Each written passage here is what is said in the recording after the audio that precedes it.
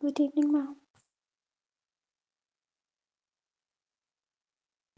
Good evening बेटा जी।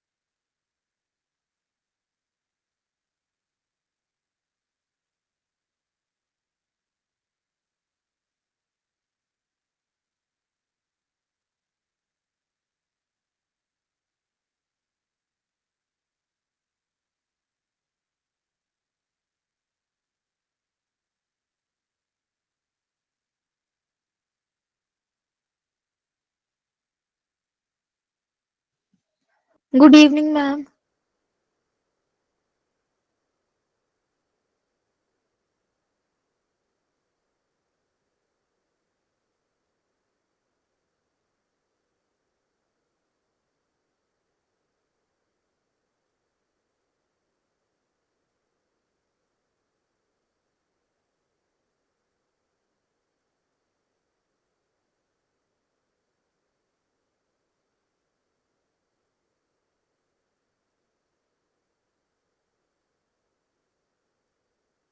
Hello, इस दीप्ति है यहाँ पे क्लास में।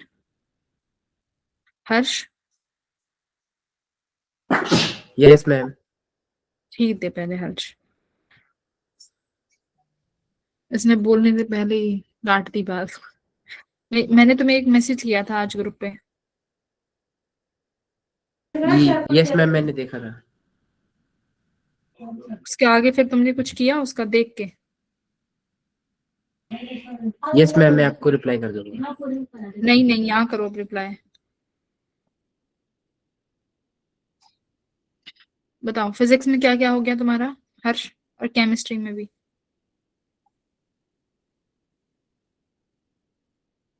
हर्ष, एक तो मैम वो वाला कर लिया, एटॉमिक स्ट्रक्चर कर लिया, न्यूक्लियर एटॉमिक स्ट्रक्चर। अच्छा, केमिस्ट्री में बता रहे हो? फिजिक्स मैम, ग्रेविटेशन भी हो गया। फिजिक्स में कहाँ है एटॉमिक स्ट्रक्चर? अच्छा, एटम वाला चैप्टर कह रहे हो? ठीक है, ठीक है बेटा। और बोलो। और मैम ग्रेविटेशन, वेरी गुड। और unit and dimension. Very good. Harsh, सवाल भी लगाए हैं इनके कि बस यस पढ़ाएगी? मैम, सवाल भी सवाल किए। 12th में बोलो। 12th में नहीं आता क्या तुमने? मैंने तो पूरे साल 12th पढ़ाई है, 11th तो कहाँ से पढ़ाए तुम? ये मैम 12th में हाँ, सबसे पहले चैप्टर इलेक्ट्रोस्टैटिक आता है और करंट इलेक्ट्रिसिटी आता है, और वेरी एसी का भी थोड़ा थोड़ा आता है। हर्ष, वेरी गुड। देखो, मेरे को फिजिक्स में मैं चाहती हूँ कि हर बच्चा 12 या 13 सवाल तो लगा के आए। मैंने तुम्हें जितना पढ़ा दिया है ना, मैंने तुम्हें इतना पढ़ा दिया है कि तुम 14-15 सवाल लगा दो क्लास में। ठीक है, ये मैं इतना पढ़ा चुकी हूँ तुम्हें। अब मैं चाहती हूँ कि 12 तो टारगेट हिट करो। अब बाकी होता है पेपर अटेम्प्ट करने की स्ट्रेटेजी। ठीक है, कई बार ध्यान से सुन लो। फिजिक्स में कई बार, जैसे अभी तुमने लास्ट पेपर देखा था, देखो ये जो अभी पेपर हुआ था ना दिस संडे, ये वाला संडे का पेपर ने बहुत कुछ सिखाया, मुझे भी सिखाया, और वो मैं तुम्हें भी सिखाने जा रही हूँ। ठीक है, रुको स्क्रीन शेयर कर दूं एक बार। सारे बच्चे आ गए? ठीक है। सी, ये पेपर था फिजिक्स का। Yes, ma'am. इसमें देखो, बच्चा पढ़ेगा, फर्स्ट क्वेश्चन से चलेगा, आगे गया, आगे गया, आगे गया। इसमें कुछ क्वेश्चन ऐसे हैं जो बहुत टाइम टेकिंग है। ठीक है, बहुत ज्यादा टाइम टेकिंग है। जैसे कि क्वेश्चन नंबर ये ऐसे वाले क्वेश्चन जब तक तुमने अपने रियल लाइफ में सॉल्व ना करे हो, जब तक ऐसे क्वेश्चंस में पेपर में भिड़ना मत। है ना, इस तरीके के सवालों में, ऐसे सवालों में मत भिड़ना पेपर में। प्रोबेबिलिटी है आंसर गलत ही आएगा। ठीक है, आगे 16 के बाद चले, फिर 17वां सवाल ऐसा आ गया, थोड़ा डिफिकल्ट टाइप का। तुम्हें लगेगा आगे से, मान लो जिसने मैकेनिक्स भी ना करी हो, 15th क्वेश्चन आया मैकेनिक्स का, दिमाग खराब होगा ना। यहाँ पे भी 14th क्वेश्चन, फिर तुमने देखा कि अरे बाप रे ये तो कोलिजन का आया, इसे देख के फिर से तुम्हारा दिमाग खराब होगा, होगा ना, कि भाई ये क्या हुआ, 14th भी नहीं आया, ओ शिट, 15th भी नहीं आ रहा, कैपेसिटर का क्वेश्चन ये तो मैम ने कराया था, ये तो बहुत डिफिकल्ट आया, ये भी नहीं हो रहा, छोड़ दो। फिर आगे बढ़ोगे, फिर कहोगे ओ शिट यार, मैम ने तो केटीजी कराई थी, केटीजी से भी क्वेश्चन बहुत डिफिकल्ट आ गया, ये भी नहीं बना, ये भी छोड़ना पड़ेगा। तुम्हारा मोरल डाउन पूरे खत्म। पेपर। खत्म ना पेपर में, सब सारी हवा उड़ जाएगी फिजिक्स के पेपर देखते ही कि भाई ये क्या हो गया। मैम ने तो कहा था कैपेसिटर करके जाओ इजी आएगा, केटीजी करके जाओ इजी आएगा। सपोज करो तुम्हारे वाले शिफ्ट में केटीजी का सवाल डिफिकल्ट, कैपेसिटर का सवाल डिफिकल्ट, मोस्ट प्रोबेबली ऐसा होता है। कई शिफ्ट बहुत डिफिकल्ट होती हैं, कई शिफ्ट बहुत इजी होती हैं, ठीक है। ओके, फिर तुम आगे बढ़ोगे, बट उसके आगे देखो, उससे आगे पूरे पेपर में लहर है। जो बच्चा पेपर में अपना मोटिवेशन कायम रखेगा, अपने ऊपर कॉन्फिडेंस रखेगा, आगे देखो। अब देखो, अब एकदम क्वेश्चन नंबर 17 आता हुआ सवाल है, कर ले जाओगे, एलसीआर सर्किट का क्वेश्चन है, मे भी कर ले जाओ। 15th question r cross F का क्वेश्चन है, बस टॉर्क का फॉर्मूला पता होना चाहिए, फॉर्मूला बेस्ड क्वेश्चन है, कर ले जाओगे। 20th क्वेश्चन देखो आगे, फिर से कैसा थ्योरेटिकल क्वेश्चन है, कर ले जाओगे आराम से आगे। yes, ओके, आगे बढ़ते हैं। फिर डेसिबल वाला क्वेश्चन ये नहीं कर पाओगे, आगे आओ। 25th कर ले जाओगे, जर्मेनियम और रेडियस का क्वेश्चन है, नंबर ऑफ न्यूक्लियॉन्स का पढ़ाई हुआ है। रेडियस किसके बराबर होती है, ए की पावर 1/3 निकाल ले। मतलब उसके बाद भी 4 से 5 सवाल बने हैं तुम्हारे, ठीक है। तो इस तरीके से पेपर में फिर 24th देखो, 24th भी आसान है। करंट कैरिंग वायर्स का सवाल है, 2 दिया हुआ है, डिस्टेंस दी हुई है, फोर्स पर यूनिट लेंथ निकालना है। क्या फॉर्मूला होता है, mu naught I1 I2 upon 2πr into L. Force per unit length, length इधर चला जाएगा, mu naught I1 I2 upon 2πr। खत्म सवाल। ये देखो 24वां सवाल। उसके बाद भी तुमने 4 से 5 सवाल बना लिए, ठीक है। तो इस तरीके का पेपर आए तो पेपर को देख के घबराना मत, कॉन्फिडेंस रखना। जो सवाल बिल्कुल अनदेखा लगे उसको कट करो। जैसे 16th कैपेसिटर का, मैंने तुम्हें बोला है कि बेटा जब भी जो चैप्टर तुमने पढ़ा हो उस चैप्टर के सवाल को लगाने की कोशिश करो। बट अगर ऐसा सवाल आए, ऐसा सवाल तो मैंने तुम्हें आज तक नहीं कराया कैपेसिटर में, नहीं कराया ना, मोस्टली ऐसा क्वेश्चन नहीं कराया। तो तुम्हें पेपर में इस सवाल से नहीं भिड़ना है, ठीक है, नहीं जाना। अनटिल एंड अनलेस तुम्हें अपने आप पे कॉन्फिडेंस हो कि मैं शायद कर लूंगा। वैसे सवाल बहुत डुएबल है, बट मैंने कराया नहीं है, तो मैं एज्यूम कर रही हूँ कि शायद जो मैंने कराया नहीं है वो मेरे स्टूडेंट्स नहीं कर पाएंगे।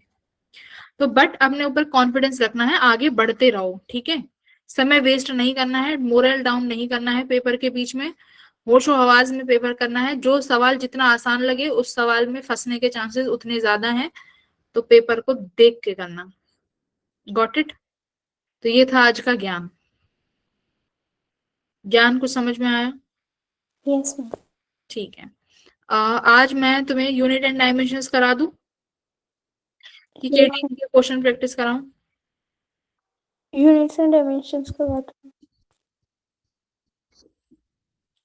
आकाश, हर्षित, गुरविंदर, गुरविंदर आप कहाँ बिजी रहते हो भाई। मेरी क्लास में 2 इतने ऐसे बच्चे हैं, एकदम सीएम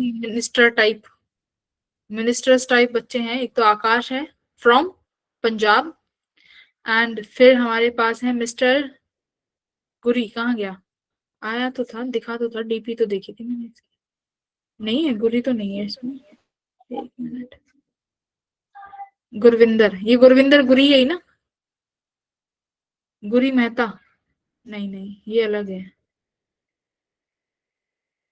गुरविंदर गुरी मेहता, गुरी क्या था सरनेम याद ही नहीं है, मेहरा, वही वाला गुरी है क्या ये गुरविंदर।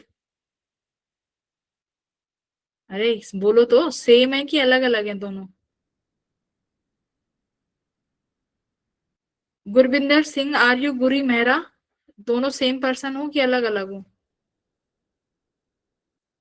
पता नहीं क्या कर रहे हैं। आई थिंक ये वो नहीं है, ये अलग है। मैम कोई लड़की ज्वाइन करती है स्नैप। अच्छा अच्छा, ये अलग है ना, ये बच्ची अलग है, ठीक है ठीक है, गॉट इट। हाँ तो गुरी नहीं आया, ये आकाश ही है, ये मिस्टर बिजी, ये इसको टाइम ही नहीं है।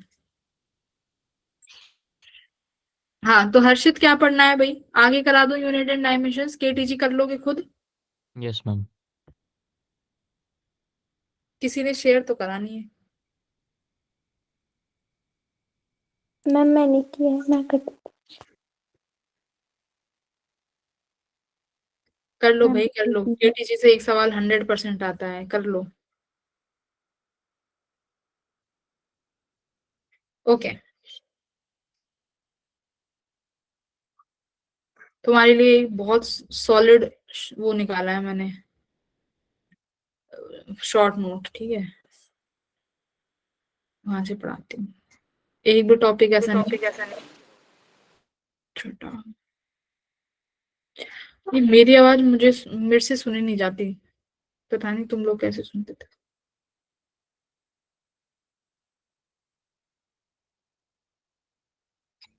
समझा इसमें क्या होगा।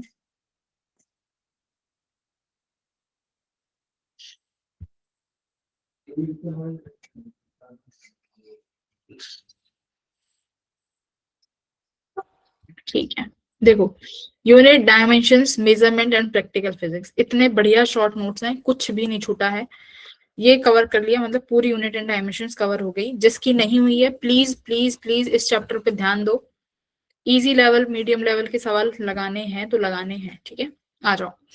तो इस चैप्टर में देखो, यूनिट्स एक अलग टॉपिक है, डायमेंशन अलग टॉपिक है, और मेजरमेंट एक अलग टॉपिक है। 3 टॉपिक्स हैं, तीनों इंपॉर्टेंट है, ठीक है। यहाँ पर बात हो रही है कि फंडामेंटल क्वांटिटीज क्या होती हैं, ठीक है। तो बेटा, फंडामेंटल क्वांटिटीज ऐसी क्वांटिटीज हैं जिन्हें, जो अपने आप में पूरी हैं, उनके लिए मुझे किसी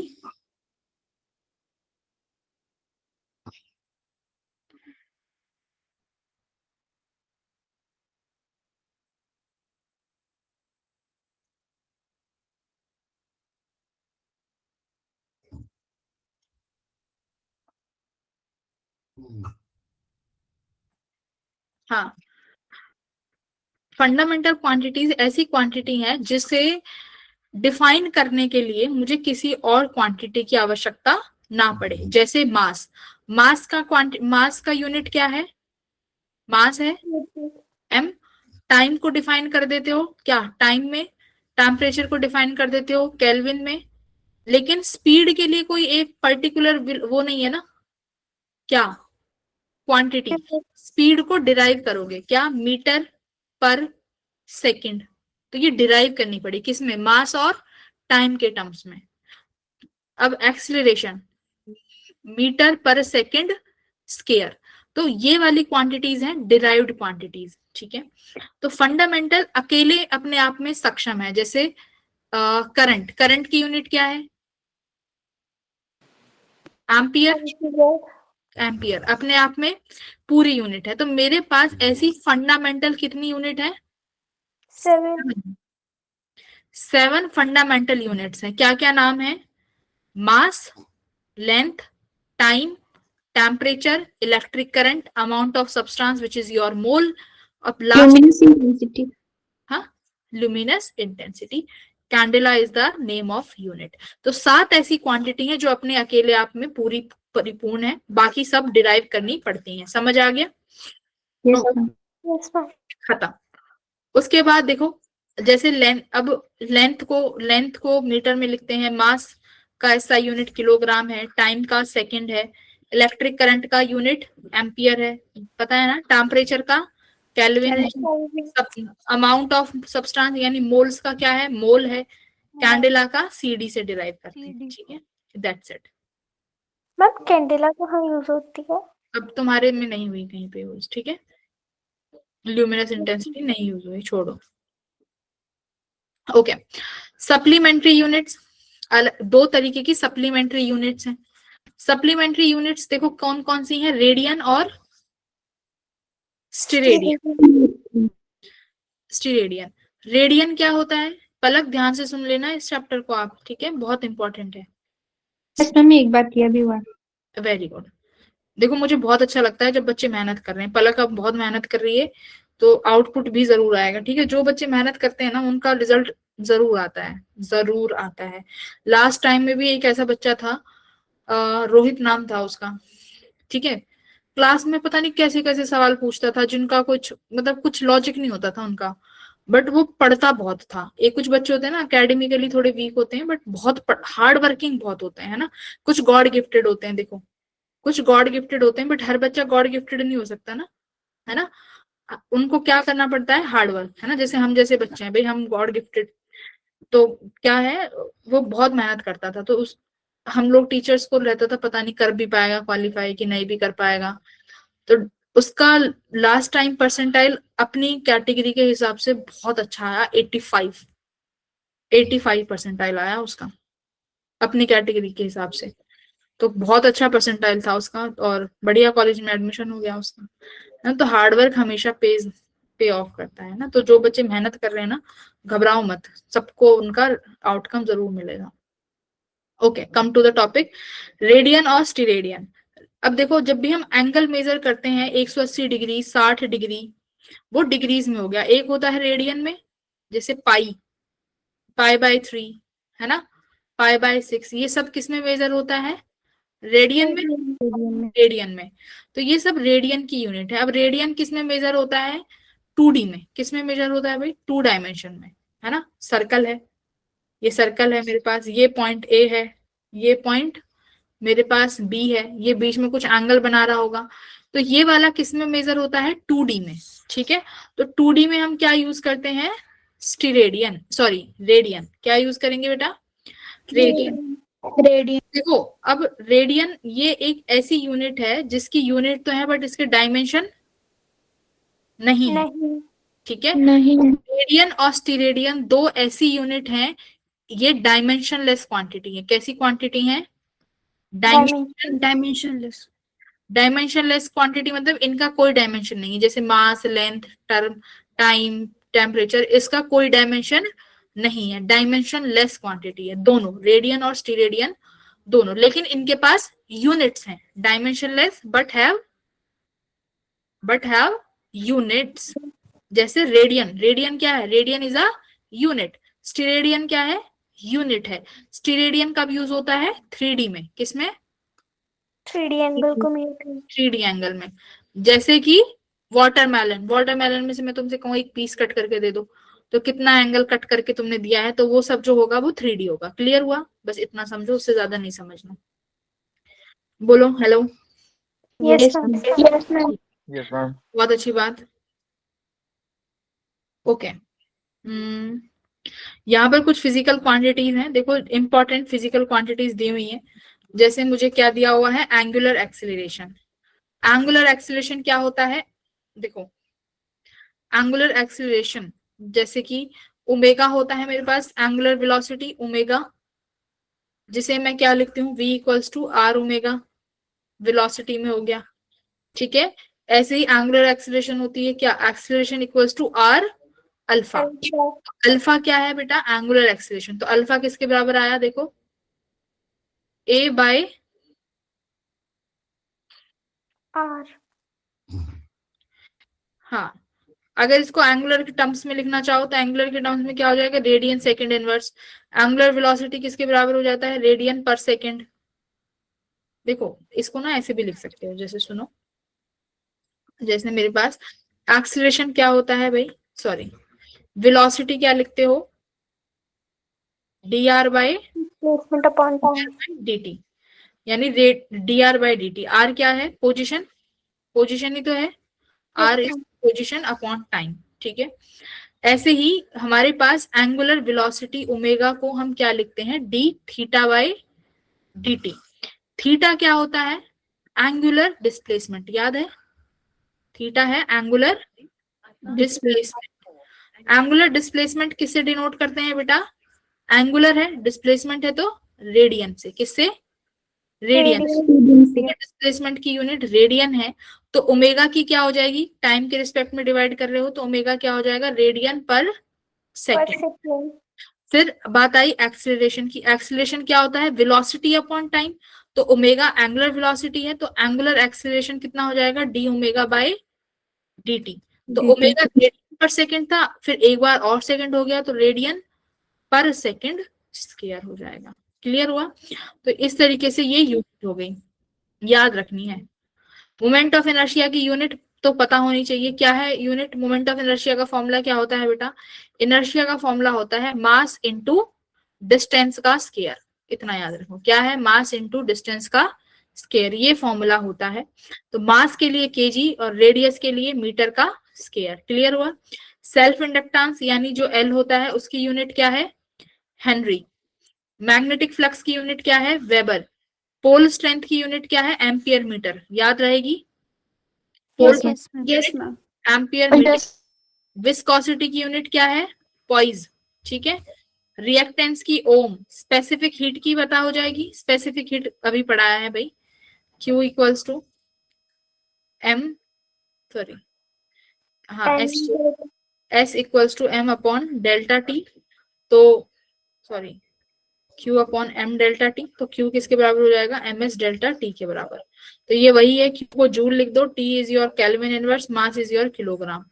ठीक है, ये केल्विन में आएगा, टेम्परेचर सेल्सियस में नहीं आएगा। क्लियर हुआ? वही फॉर्मूले हैं, पढ़ा चुकी हूँ। एस्ट्रोनॉमिकल डिस्टेंस, देखो एक डिस्टेंस एस्ट्रोनॉमिकल डिस्टेंस होता है मेरे पास, क्या कुछ एस्ट्रोनॉमिकल यूनिट्स हैं, जैसे कि एक लाइट ईयर और एक और होती है बेटा पारसेक। ठीक है, एक होती है लाइट ईयर और एक होती है पारसेक। तो इनमें से सबसे बड़ी यूनिट लाइट ईयर क्या है? लाइट ईयर भी किसकी यूनिट है? लाइट ईयर किसकी यूनिट है बेटा? डिस्टेंस की। देखो लाइट ईयर जो है डिस्टेंस की यूनिट है, पारसेक भी किसकी यूनिट है? डिस्टेंस की। ठीक है, अब लाइट ईयर क्या होता है? लाइट ईयर वो दूरी है जो तुम्हारी लाइट पूरे एक साल में कितना डिस्टेंस कवर करेगी। भाई लाइट की स्पीड कितनी होती है? लाइट की पावर 8 मीटर पर सेकंड। अब ये एक साल में कितनी दूरी कवर करेगी? देखो हर सेकंड में 3 × 10⁸ चल रही है, एक साल में कितनी दूरी कवर करेगी? वही क्या बनेगा? Light year. पारसेक क्या होता है भाई? पारसेक बहुत बड़ी यूनिट है, बस ये समझो सबसे बड़ी यूनिट जो एग्जिस्ट करती है वही क्या है?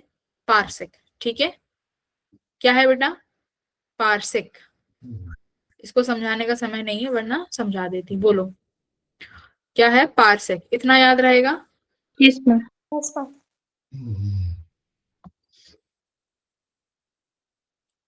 फ्रीक्वेंसी की यूनिट हर्ट्ज। फ्रीक्वेंसी की यूनिट क्या रहेगी? हर्ट्ज रहेगी। रेजिस्टेंस की यूनिट निकाल लेना। सरफेस टेंशन, ये तुमने पढ़ा नहीं है, बट सरफेस टेंशन का फॉर्मूला क्या होता है? लिखो, सरफेस टेंशन का फॉर्मूला हम फ्रीक्वेंसी की सेकंड इनवर्स भी होती है ना? हाँ सेकंड इनवर्स भी होगी। ठीक है, ये SI यूनिट है। सरफेस टेंशन का फॉर्मूला क्या होता है बेटा? Force per unit length. क्या फॉर्मूला? सरफेस टेंशन का फॉर्मूला देखो क्या है? Force per unit, force per unit length. देखो यहाँ लिखती हूँ, सरफेस टेंशन का फॉर्मूला है फोर्स अपॉन लेंथ। ठीक है, यस सरफेस एनर्जी, ये फॉर्मूला याद करो क्योंकि क्या पता फॉर्मूला भेज रहा जाए। सरफेस एनर्जी का फॉर्मूला है फोर्स अपॉन एरिया। ओ हाँ, फोर्स अपॉन एरिया। क्लियर हुआ? ये दो फॉर्मूले याद रखो। बाकी एंट्रोपी की यूनिट देखो क्या है? Joule upon kelvin. कल एंट्रोपी का एक फॉर्मूला कराया था कि एंट्रोपी किसके बराबर था? DS equals to DQ upon T। Q heat है, हीट की यूनिट जूल, टेम्परेचर की क्या हो जाएगी? केल्विन। तो जूल केल्विन, तो ये एंट्रोपी की यूनिट हो गई। ठीक है, प्लैंक कांस्टेंट की निकाल लोगे, E equals to H mu से।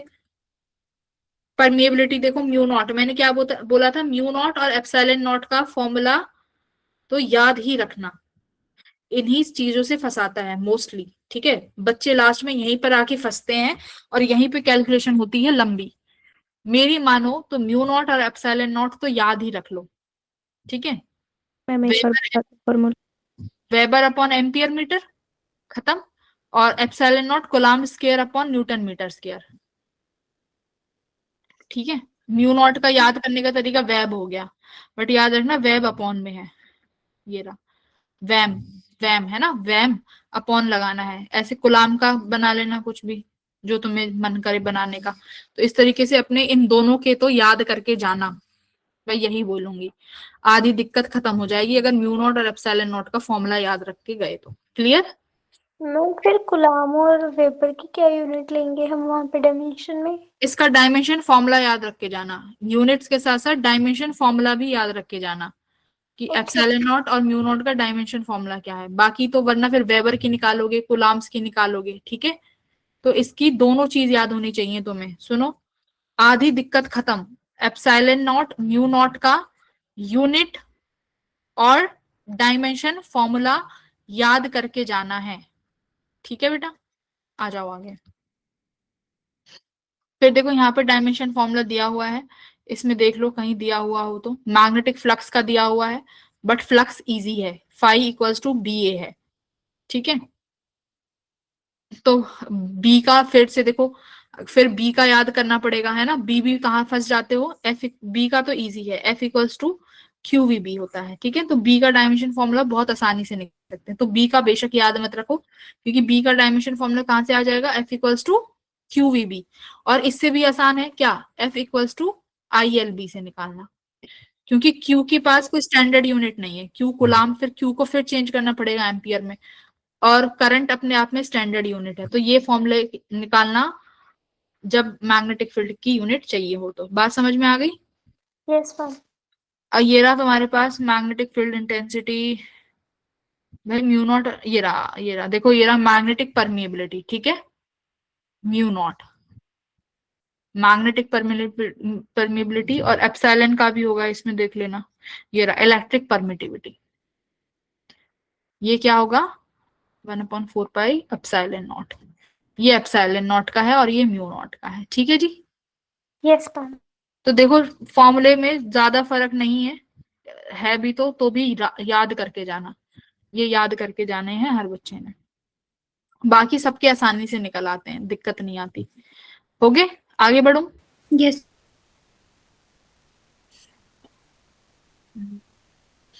ठीक है, देखो ये यहाँ से ये चीज याद रखना है, क्या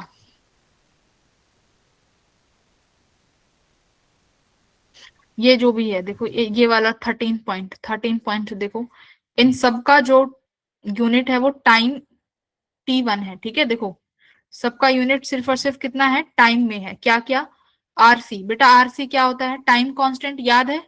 यस। आरसी टाइम कांस्टेंट है आरसी सर्किट के लिए। एलसी सर्किट में टाइम कांस्टेंट क्या है, अंडर रूट एलसी। ठीक है, तो ये सब किसकी यूनिट है, आरसी अंडर रूट एलसी, ये सब टाइम की यूनिट है।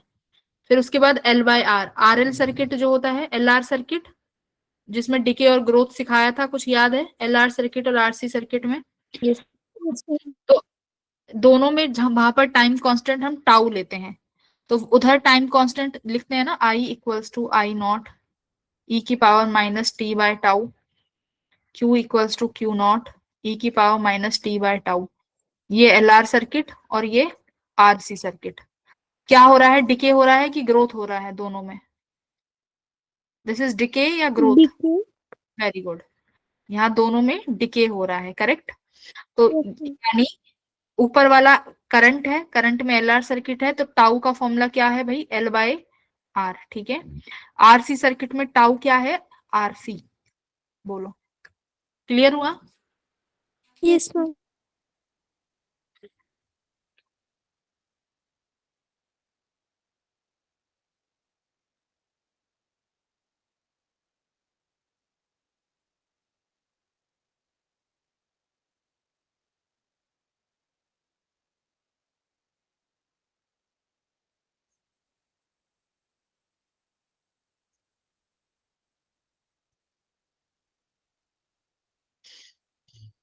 ठीक है, तो टाइम कांस्टेंट में दोनों का फॉर्मूला क्या है, टाइम कांस्टेंट में दोनों का फॉर्मूला है टाइम ओनली, है ना, टाइम कांस्टेंट में टाइम, और टाउ टाउ इनवर्स कर दें तो टाइम इनवर्स हो जाएगा। क्लियर रहेगा बेटा।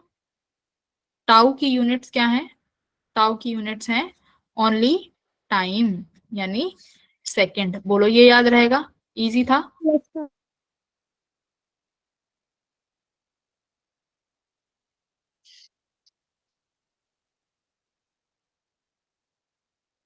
फिर उसके बाद ये है कांस्टेंट, कांस्टेंट की कई बार सवाल आता है कि ग्रेविटेशनल कांस्टेंट की ये वैल्यूज तो खैर गिवन मिलेंगी, इन्हें छोड़ो।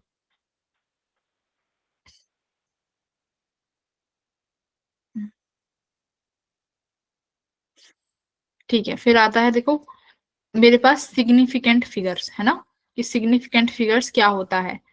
क्लियर हुआ। सिग्निफिकेंट फिगर्स क्या, सिग्निफिकेंट फिगर के कुछ रूल होते हैं। ठीक है, क्या होते हैं कुछ रूल, क्या रूल है, पहला रूल देखते हैं, पहला रूल कह रहा है कि मेरे पास जितने भी नॉन जीरो डिजिट है वो सब क्या होंगे बेटा, वो सब सिग्निफिकेंट। Non zero digit. मान लो मैंने एक नंबर लिख दिया 1 2 3 4 5, तो ये सारी की सारी क्या है, जीरो के अलावा जो भी नंबर है, जीरो के अलावा सारे नंबर क्या माने जाएंगे, सिग्निफिकेंट माने जाएंगे। तो जैसे 1 2 3 4 5 लिखा है, तो यहाँ सिग्निफिकेंट फिगर कितना है, 5 है। Very good.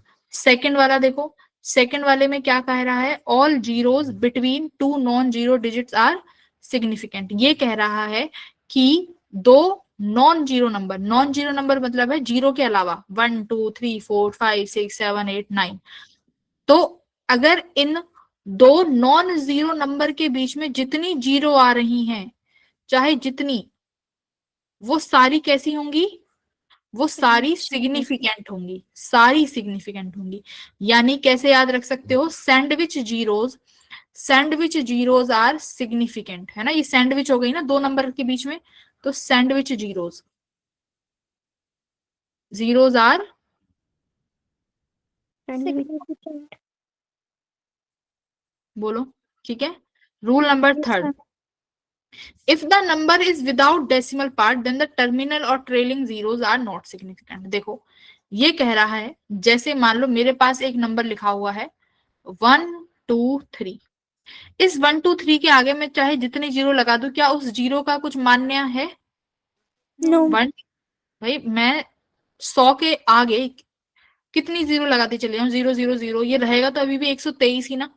Yes number yes ma'am. ये वाली जीरो, ट्रेलिंग जीरो सिग्निफिकेंट नहीं होंगी, ठीक है। अच्छा, अब सवाल आता है क्या पीछे वाली होंगी, पीछे वाली भी नहीं होंगी। नहीं होंगी। नहीं होंगी। तो 1 2 3 में जो सिग्निफिकेंट फिगर है वो अभी भी कितना है, सिर्फ 3 है।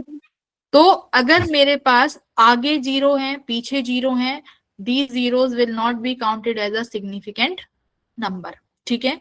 तो थर्ड पॉइंट ये कहता है। चौथा पॉइंट क्या कह रहा है, ट्रेलिंग जीरोस। ओके, आते हैं इस पे। अब मान लो कि मैंने तुम्हें दिया बेटा 123 0 0 0, अब कितने सिग्निफिकेंट फिगर है इसमें, 3 3। अब मैंने लगा दिया यहाँ पॉइंट, पॉइंट के बाद वाली जितनी भी जीरो है सारी सिग्निफिकेंट। सारी काउंट होंगी। पॉइंट के बाद चाहे मैं 10 जीरो लगा दूं, 10 की 10 जीरो काउंट होनी है। तो अब ये कितने अब कितना है सिग्निफिकेंट फिगर, 6। 6 ओके ओके, इस पे आते हैं पांचवे पे। Any zero to the right of a non zero digit is significant. क्या लिख रहा है, any zero to the right, हाँ, any zero to the right of a non zero digit is significant. Right तो आगे हो गया ना, मैम 4 नंबर लेस देन 1 है। छोड़ो। All zeros between decimal point and first non-zero digits are not significant. All zeros between decimal point decimal point and first non-zeros digits are not. Okay, कुछ example दे रखे होंगे, आ जाओ देखते हैं। Ma'am कौन सा पॉइंट पढ़ रहे हो? मैं ये 6th वाला पढ़ रही थी, 5th और 6th जो लेस देन 1 लिखा हुआ है। All zeros between decimal point, all zeros between decimal point,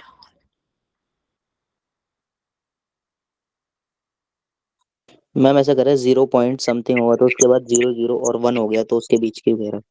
कैसे, all zeros between decimal point, तो मतलब मान लो 1 2 between all zeros between decimal point and first non zero digit. Ma'am point के बाद के, पॉइंट के बाद के तो काउंट हो मैम गए। लेस देन 1 कह रहा है ना, तो मैम 12 तो आएगा ही नहीं है। कैसे, मैम 4 नंबर लेस देन 1 मतलब पॉइंट समथिंग समथिंग मतलब 0.009 कह रहा है भाई। ऐसे 0.001। हाँ, तो देखो पॉइंट से पहले वाली जीरो काउंट नहीं होंगी। अगर ये ऐसे कह रहा है कि ये नंबर सपोज करो ऐसे है 0.001, सपोज करो ये नंबर है, ठीक है, मैं कहूं कि इस नंबर पे मुझे बताओ कितनी सिग्निफिकेंट फिगर है, तो इसमें कितनी सिग्निफिकेंट फिगर होंगी बेटा? 3 होंगी। क्यों? क्योंकि पॉइंट के बाद वाली जीरो काउंट होगी 1, 2 और 3, लेकिन आगे जो जीरो है चाहे पॉइंट से पहले हो चाहे बिना पॉइंट के हो ये काउंट नहीं होती अपनी। क्लियर हुआ? जैसे कि जैसे एग्जाम्पल देखो, एग्जाम्पल 1 0.108, भाई ये 1 काउंट होगा, ये 0 और ये 8, पॉइंट से पहले वाली जीरो काउंट नहीं करनी है अपन ने, है ना? तो आगे वाली जो जीरोस होंगी ना, जिन्हें हम हेडिंग जीरोस बोल रहे हैं, हेडिंग जीरोस काउंट नहीं होंगी चाहे पॉइंट हो या पॉइंट ना हो। क्लियर? तो कितने सिग्निफिकेंट फिगर हुआ बेटा?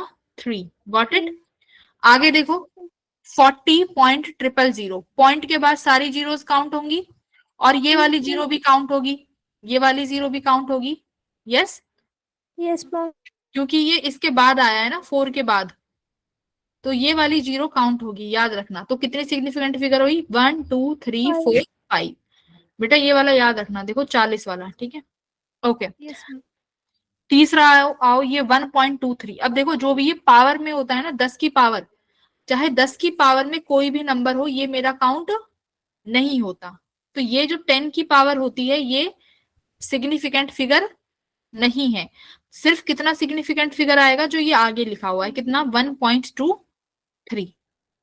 तो कितने सिग्निफिकेंट नंबर आया? 3 आया। 3।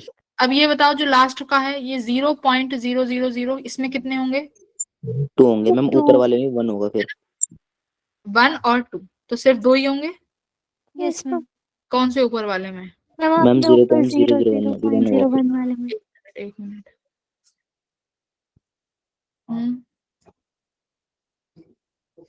बॉक्स वाला। एक मिनट रुको। 0 पॉइंट, अच्छा ये 0 के बाद आ गया ना, यस मैम। ये 0 के बाद आ गया। तो 0 के, हाँ, ये अगर यहाँ कोई और नंबर होता तो काउंट हो जाता, तो यहाँ पर भी ये कितना ही काउंट होगा? एक ही काउंट होगा, राइट? Yes ma'am. तो ये रूल्स देखो बेटा, इनके रूल्स याद रखने पड़ेंगे, ये रूल्स याद होने चाहिए कि 0.0 समथिंग आ रहा है तो ये हम काउंट नहीं करेंगे, ठीक है? अगर ऐसे मैं बोल दूं 0.1 हो जाए, अब चाहे कितनी जीरो आ जाए, अब सब काउंट हो जाएंगी, करेक्ट? अब सारी जीरोस काउंटेबल होंगी।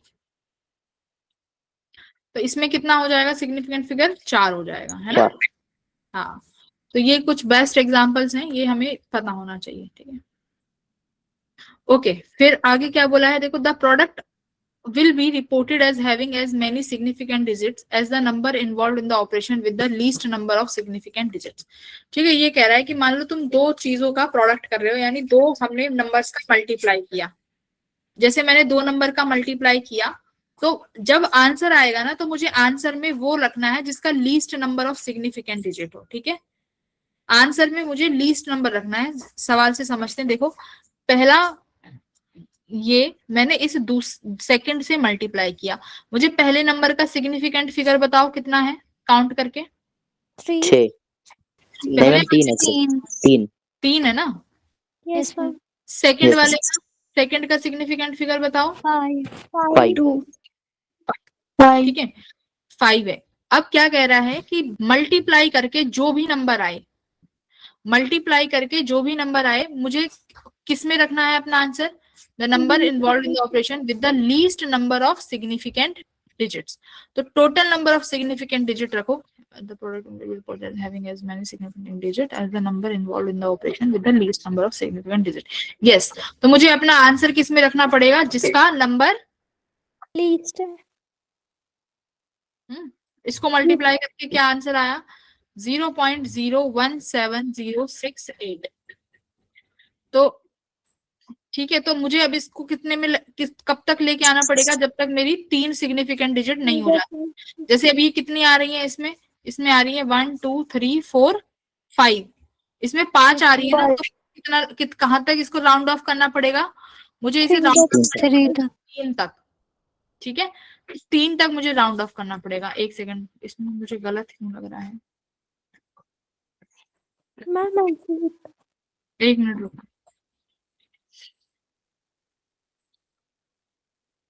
मैं पीपीटी भी लेके आई थी।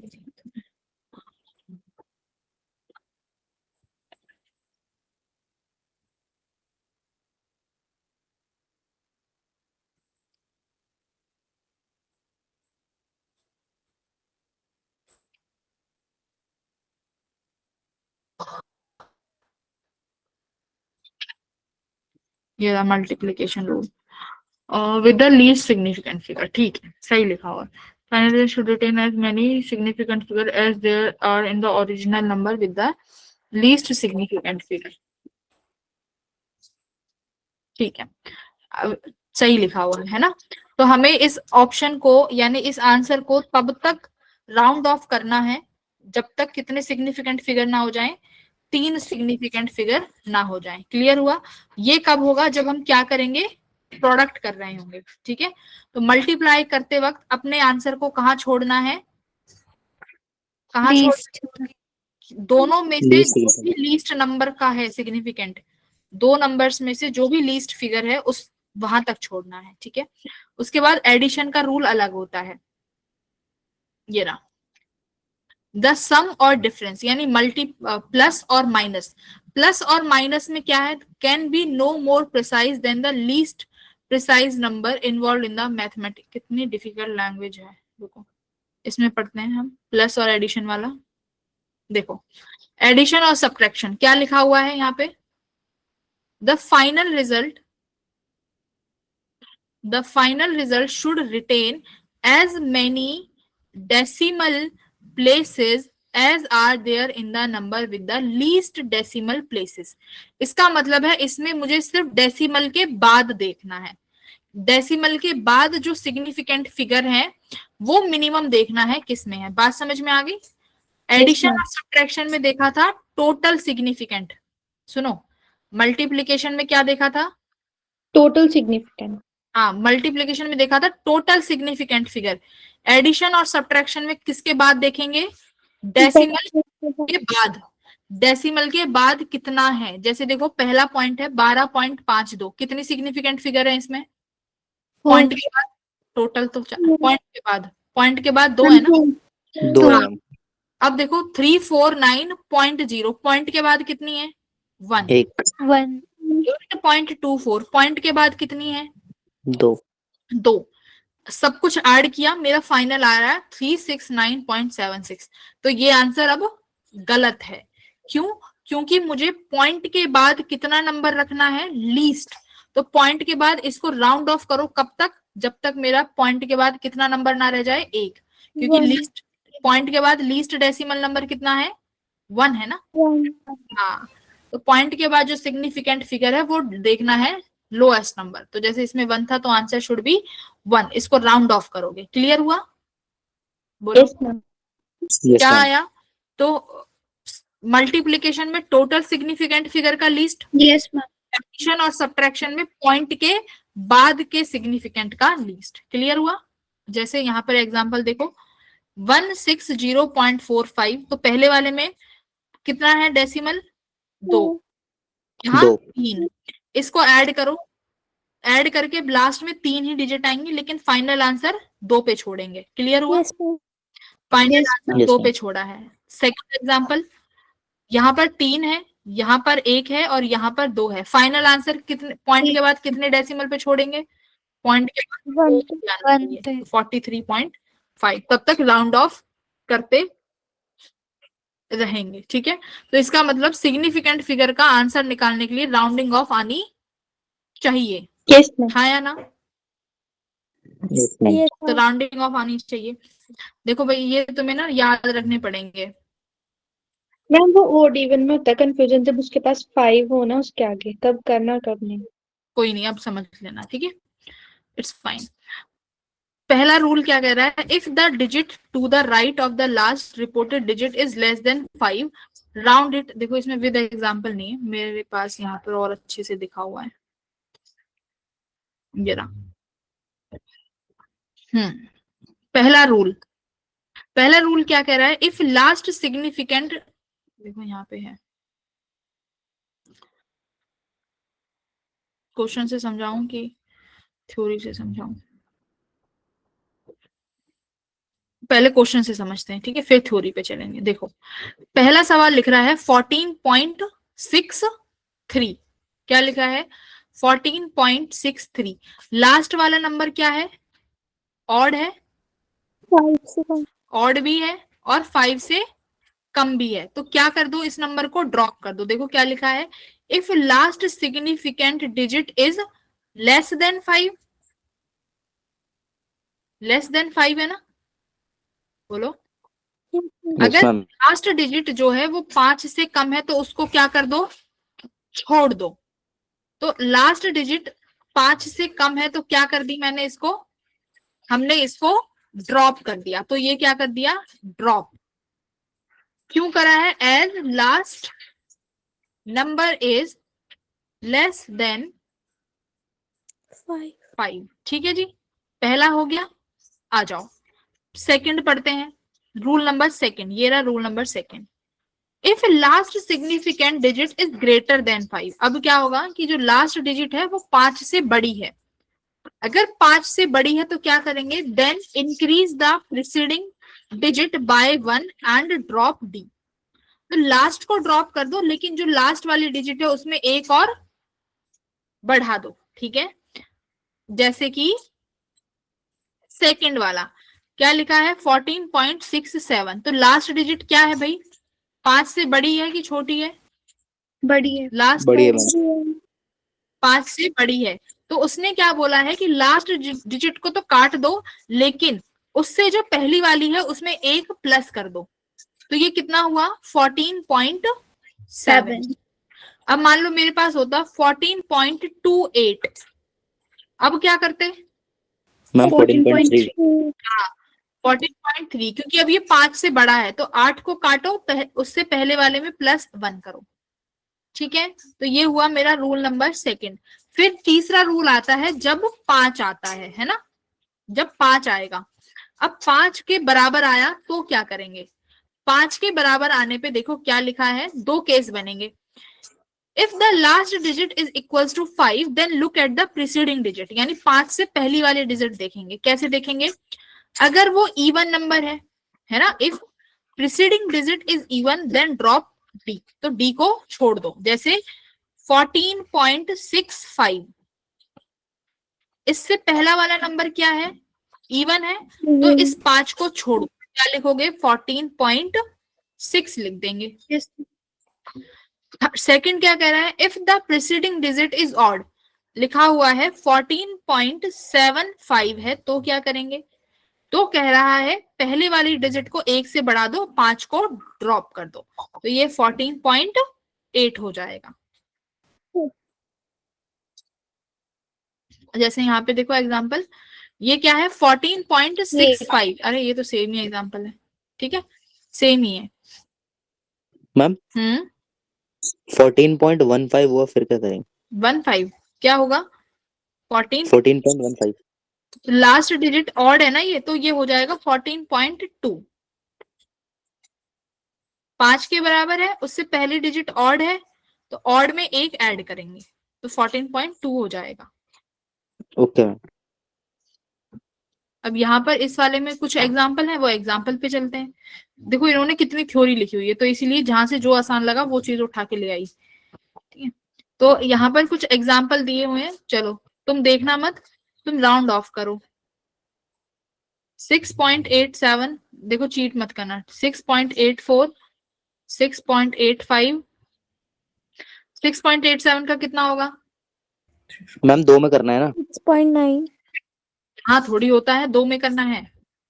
यहाँ लास्ट डिजिट 7 है, 7 है मतलब 5 से बड़ी है, 5 से बड़ी में क्या करते हैं, पहली वाली में एक ऐड, तो 6.9, ये 4 है मतलब 5 से कम है, कम वाली में क्या था, 6.8 छोड़ दो। अगर लेस देन 5 है तो ड्रॉप द डी। देखो if last significant digit is less than 5 then drop it, got it. तो 6.84 है ना, तो 4 is less than 5, that means you have to leave the 4, तो सिर्फ 6.8, 6.85 5 के बराबर है, पहला नंबर इवन है, इवन नंबर में क्या करते हैं, एज इट इज लिख देंगे 6. हाँ बोलो अब किसको क्या दिक्कत आ गई। मैम ये जैसे आप करवा रहे हो मैम, क्वेश्चन में क्या होगा इस टाइप के, मतलब क्या उसमें बोल रखा होगा कि तुम इतने तक राउंड ऑफ करो, वो तो बस तुम्हारे करना ऊपर है ना, अगर सिर्फ इतना आया, अगर सुनिए सिर्फ आया ये 6.87 6.84, जैसे अभी देखो ये वाला था, इसको करते हैं, ये है 0.0 17068। सुनो सुनो, अबे रुक जाओ बेटा। मैं टीचर हूं, मुझे बोलने दो। ये तुम्हारा आया था मल्टीप्लाई के बाद, है ना, प्रोडक्ट के बाद। But yes ma'am. ये तो गलत है। मुझे इस प्रोडक्ट को कहां तक लेके आना है? सिर्फ दो सिग्निफिकेंट डिजिट, यानी टोटल सिग्निफिकेंट कितनी होनी चाहिए भाई? दो टू होनी होनी चाहिए। दो क्यों होनी चाहिए? हाँ, मल्टीप्लाई है ना, मल्टीप्लाई में तो टोटल देखते हैं, बट नहीं मैम, लीस्ट वाली देखते हैं। हाँ मतलब टोटल देखते हैं ना। अच्छा, सेकंड सिग्निफिकेंट फिगर 5 है ना, तो ये यस 5 तक लेके आना है मुझे। तो इसमें कितनी है? 1 2 3 4 5, 5 तक ला रखा है उन्होंने तो। नहीं मैम, 3 तक मैम लेके मैम आना मैम है। आपने बोला तो थ्री। तीन लिया। लीस्ट वाली को। एक मिनट, पहली वाली की कितनी है? 3 है, और तीन। दूसरी वाली की 5 है। तो हमें लीस्ट चाहिए, करेक्ट? तो हमें 3 तक यस लाना है ना इसे। हाँ यस मैम। ठीक। तो मान लो अब तुम्हारा आंसर ये आया, अब तुमने इसको एज इट इज नहीं छोड़ना, वरना गलत हो जाएगा। तो अब तुम इसे 3 तक लेके आओ, ठीक है? स्टार्ट करते हैं प्रोसेस। लास्ट वाली डिजिट 8 आई है, 5 से बड़ी बढ़िया। है। ज्यादा। हाँ, तो अगर d इज ग्रेटर देन 5 तो क्या करते हैं? उससे पहले वाली को एक एक प्लस कर देते हैं और पीछे वाले को ड्रॉप कर देते वेरी गुड। तो भाई हमने, हमारा आया 0.01707, 8 हटा दिया। तो यस मेरे मैम। पास अभी 4 सिग्निफिकेंट आ रही हैं, ठीक है? तो अभी इस 7 को देखो, 7 अभी भी 5 से बड़ा है। इससे पहला वाला इवन नंबर है, तो इसमें एक ऐड कर दूंगी, 7 एक को ऐड कर छोड़ देंगे। दूंगी। 0.0171। मैम इवन में तो एज इट इज ड्रॉप करते हैं ना, ऑड में 1 ऐड करते हैं। नहीं, इवन में करते हैं। देख लो, even should be dropped if preceding digit is even, then drop d, if it's odd then add 1। ठीक है? यस तो मैम। यानी मेरे पास 0 नंबर है, तो 0 तो इवन है ना, तो इवन जीरो ही रहेगा। ड्रॉप एज इट इज, है ना, तो ये 0 एज इट इज यस आएगा। मैम। मैम तो वो साथ उस केस में होता है जब 5 होता है लास्ट। मैम इसमें 5 थोड़ी है। मैम 7 है मैम इसमें। इसका हाँ हाँ 7 का +1 हो हाँ जाएगा वो। मैम इसमें। राइट। अरे तुम इतने सारे मत बोलो, वरना तुम मुझे कंफ्यूज कर दोगे, है ना। पहले ठीक करा था। ये लास्ट 7 है ना, तो ये ग्रेटर देन वाला लगेगा इसमें रूल, इवन ऑर्ड नहीं लगेगा इसमें। Yes ma'am. अमनदीप, अमनदीप। हाँ, तो इवन ऑड नहीं लगेगा इसमें। 7 is greater than 5, greater than 5 मतलब प्रीसीडिंग में एक ऐड करेंगे तो यहां तक जाएगा। ये ठीक है। तो आगे मेरी 3 तक, 3 तक आ गया। तो 3 तक इस तरीके से यस पहुंच मैम। हाँ जाएंगे। अभी तो 4 नहीं मैम 3 हो गए ठीक है। 3 हो गए ना, 0.0 है। Yes ma'am. Yes ma'am. 0 के बाद 0 ऐड नहीं होती। Yes ma'am.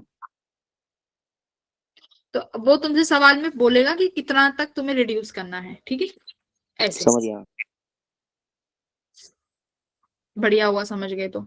फिर देखो ऑर्डर ऑफ मैग्नीट्यूड। फिर ऑर्डर ऑफ मैग्नीट्यूड में भी डिपेंड करता है कि कितने सिग्निफिकेंट फिगर लेने हैं। जैसे देखो, पहला, दूसरा और तीसरा। पहला क्वेश्चन देखो, 49। तो 10 को हम क्या लिख सकते हैं? 4.9 इंटू 10⁻1। तो ऑर्डर ऑफ मैग्नीट्यूड, अच्छा ये तो सिंपल ही दिखाया हुआ है। यहाँ ऑर्डर ऑफ मैग्नीट्यूड 10⁻1 है, तो 1 हो जाएगा, ठीक है? 51 में यहाँ पर 10⁻2 हो गई, तो हमने यहाँ पे क्या लिख दिया? ऑर्डर ऑफ मैग्नीट्यूड 2 हो गया। एक सेकंड, क्या किया है?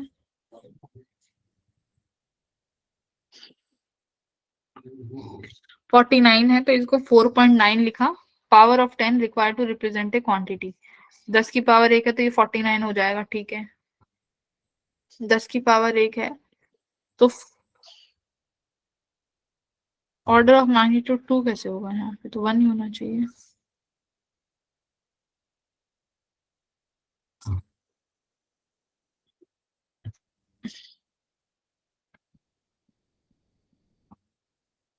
थर्ड वाला देखो जरा, थर्ड में कितना है मेरे पास? 1 2 3 है ना, तो मैं 51 को क्या लिख सकती हूँ? 10⁻³ लिख सकती हूँ, ठीक है? और इन्होंने क्या लिखा है? अगर 5.1 लिखेंगे तो 10⁻² लिख सकती हूँ, ठीक है?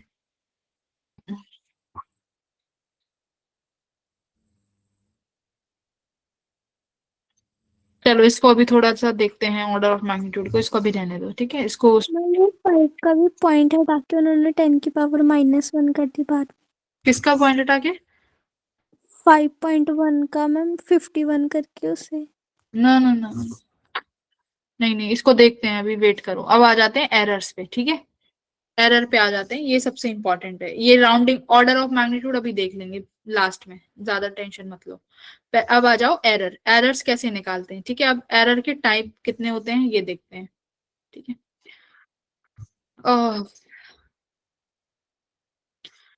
ये सबसे इंपॉर्टेंट है, रिलेटिव एरर और परसेंटेज एरर, है ना। वैसे तो बहुत सारी एरर होती है, मीन एरर मैंने इसमें कराया हुआ है क्या, एक minute.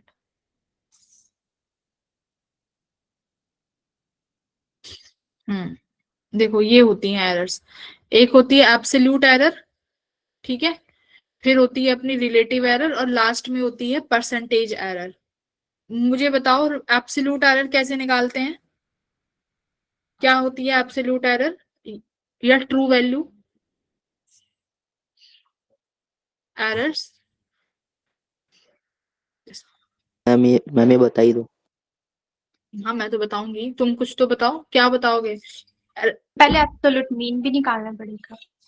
Very good, absolute mean भी निकालना पड़ेगा। धनंजय तुमको तो ये सब उसमें सिखाया था समर क्लासेस में, सब उड़ा दिया। मैम यूनिट डायमेंशन आपने? हाँ यूनिट एंड डायमेंशंस कराया था मैंने, ये स्क्रू गेज वगैरह सब पढ़ाया था। कहाँ है नोट्स। पता नहीं मैम को पढ़ाया था। नहीं तुम्हें थोड़ी ना पता होगा, तुम तो बस क्लास में ऐसे ही आ जाते थे ना। अच्छा, शायद तुम्हारा सेकंड बैच था, तो उस टाइम पे शायद तुम ज्यादा सीरियस नहीं थे पढ़ाई के लिए, राइट। हो सकता है तुम दूसरे बैच में थे ना उस टाइम, ठीक है। उसके बाद फिर धनंजय सीरियस हो गया है ना, right. Hello. Yes ma'am, yes ma'am. सुन रहा हूँ। यस। हाँ तो देखो, एक होती है ट्रू वैल्यू। वो ट्रू वैल्यू कैसे आती है, जैसे कोई भी तुम बता रहे हो, मैंने तुम्हें एक बीकर में एक पानी दिया, मैं तुमसे कह रही हूँ कि बेटा मुझे इसका बता दो कि इसका मास कितना है, ठीक है। तो क्या करोगे तुम, उसका मल्टीपल रीडिंग लोगे। मल्टीपल रीडिंग लोगे, तुमने उसकी 5 रीडिंग ली, मान लो मैंने तुम्हें एक बीकर में पानी भर के दे दिया, ठीक है। मैंने कहा कि चलो बेटा इसका मुझे मास बताओ कितना है। तुमने पहली बार मेजर किया, आया 5.05 ग्राम्स। दूसरी बार तुमने मेजर किया, आया 5.1 ग्राम। तीसरी बार तुमने करा तो आया 5.10 ग्राम। फोर्थ टाइम किया, आया 5.11 ग्राम। पांचवी बार किया तो फिर से आ गया कितना, 5 पॉइंट कितना ले लूं, 12 ग्राम, ठीक है। अब ट्रू वैल्यू कैसे आएगी, इनका एवरेज लोगे ना, बोलो।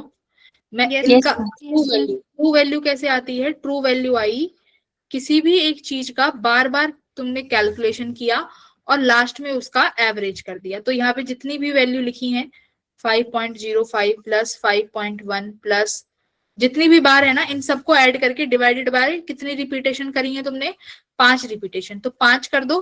तो ये जो मीन आया, वो जो भी वैल्यू आएगी, देखो समझ गए कि नहीं समझे, इस सबको ऐड यस करो। 5.05 प्लस 5.1 प्लस 5.10 प्लस 5.11 प्लस 5.12, कितनी बार रिपीटेशन हुई है, 5 बार। डिवाइड कर दो तो कौन सी वैल्यू मिल जाएगी, वो हो गई मेरी ट्रू वैल्यू। क्या वैल्यू, ट्रू वैल्यू, ठीक है, ट्रू वैल्यू हो गई। अब बात आई ये एब्सोल्यूट एरर क्या है ना। अब सवाल आया what is this absolute error. अब यहां से निकलेगा एब्सोल्यूट एरर, कैसे निकलेगा। मैम ट्रू वैल्यू में से हर टर्म को माइनस करना पड़ेगा। वेरी गुड, शायद पलक ने ली थी क्लास। ट्रू वैल्यू में से हर पॉइंट को माइनस करेंगे। ट्रू वैल्यू निकाल के दो पहले, तो मुझे कितनी आ रही है, जल्दी निकालो कैलकुलेटर से। 20.75। नहीं मैम अच्छा 57, 20.57। अच्छा, 20 तो आ ही नहीं सकती। अच्छा मैम डिवाइड नहीं करा, रुक जाओ। हाँ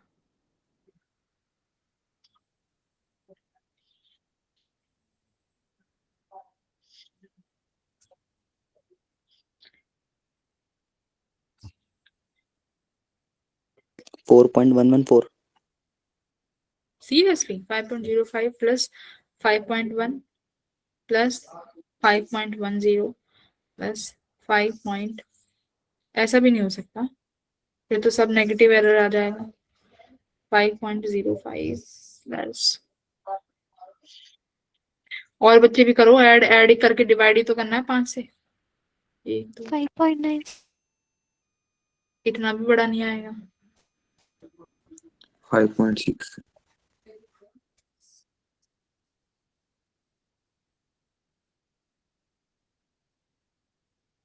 बताओ कैलकुलेशन सब एक एक कैलकुलेशन में भी 10 आंसर दिए तुमने मुझे।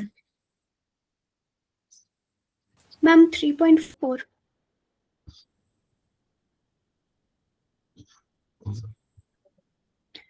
5.096 मैं क्या मैं 5.96 5.9 कैसे आ जाएगा? तुम खुद एक बार देखो ना रीडिंग्स, खुद रीडिंग देखो। 5.9 तो किसी रीडिंग में नहीं है, तो एवरेज वैल्यू 5.9 कैसे आ सकती है? खुद सोचो। 5.09 आ रही है। ठीक कह रहे हो मैम आप। यस मैम 5.0 देखो तुम लोग तो मेरा विश्वास उठ जाएगा तुम लोगों से बता रही हूँ। मैम आप 5.096 ठीक है। अब मुझे बताओ, मुझे इसको कितने राउंड ऑफ तक छोड़ना है, क्योंकि एडिशन किया है।